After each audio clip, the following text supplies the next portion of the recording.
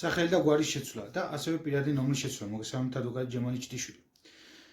საქართველოს სახელის და გვარის შეცვლა შესაძლებელია. პროცედურები არც თუ ისე რთულია. იუსტიციის სახლს მიმართავს მსურველი შესაბამისი მოთხოვნით გადაიხდის მოსაკრებელს და კანონდადგენილ შემთხვევებში შეიცვლის გვარს. მაგალითად, გადავა მეორე ოჯახის წევრის გვარზე.